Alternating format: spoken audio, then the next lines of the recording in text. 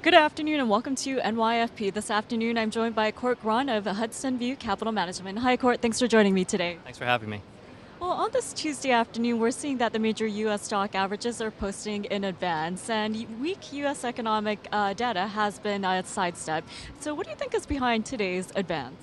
Well, today's advance, it started in Europe. There were good manufacturing numbers in China and in Europe. And there wasn't any negative news overnight, which the market has been used to. Unlike yesterday the market was up 200 to start and really faded towards the end. Today's rally is really holding strong. And I think if you look at what happened around 9:45 or so after the market opened, they tried to break the financials here in the U.S. Bank of America, J.P. Morgan Chase, on the Goldman News. And they really tried to break it, but the financials really recovered. So this rally is probably more substantial and will probably hold the rest of the day because the financials are really doing better than they were this morning.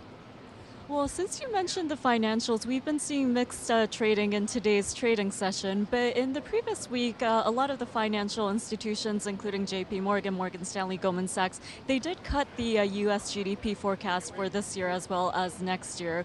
What is your take on growth here in the US? Yeah, growth here in the U.S. should be about between 1% to 2% GDP. I know this market, being down 15% or so, is really pricing in a recession, maybe a mild recession. So I think there's a lot of hope in the market. As this market rallies, there's a lot of hope that we're actually not going to go into recession, that we are going to go back to very, very slow, anemic growth. Where jobs are not created, but that's better than being in a recession. So right now there's a lot of hope in the market. And Cort, we've been seeing a lot of risk-on, risk-off trading in the previous few weeks, but given a lot of the market sentiment, we've been seeing a gold futures rally, although they have pared back from earlier gains. Are there any other trends that a lot of people aren't paying attention to? Well, right now it's really a market of hope, I call it. There's hope that Ben Bernanke is going to do some sort of QE3 or some kind of shock and awe in Jackson Hole, Wyoming at the end of the week. There's hope that we don't go into that recession. And then there's hope that there's really no negative headlines for the rest of the week, because this market is still very fragile. And what happened in the past couple of weeks is all it takes is a couple of bad headlines out of Europe and this market sells off. In terms of, so that's how I would sort of define this market. In terms of underlying trends, there really is no trends, and we really need this market to be stable first to really create any more trends, whether it's gold, whether it's the financials, whether it's growth stocks or technology stocks. We really need this market to stabilize.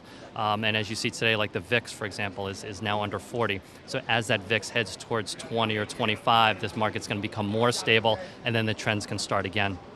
Okay, Cort, last but not least, before we wrap it up, since you mentioned the VIX, the underlying problems regarding debt here in the U.S. as well as in the Eurozone, they haven't necessarily been resolved. So given that, do you think we could see another surge in risk-off trading once those issues do pop up? Yeah, the way also this market really has no safety nets anymore. It used to have two safety nets: fiscal policy and monetary policy. Well, since the S&P cut the U.S. Credit rating, we don't have that room for fiscal policy and really to generate any federal stimulus.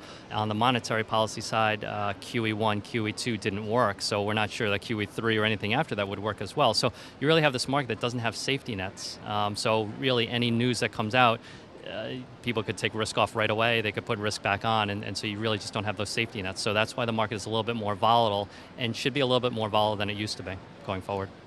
Okay, Cort, as always, thank you so much for your time, and thanks for all your insight. That's great. Thanks for having me.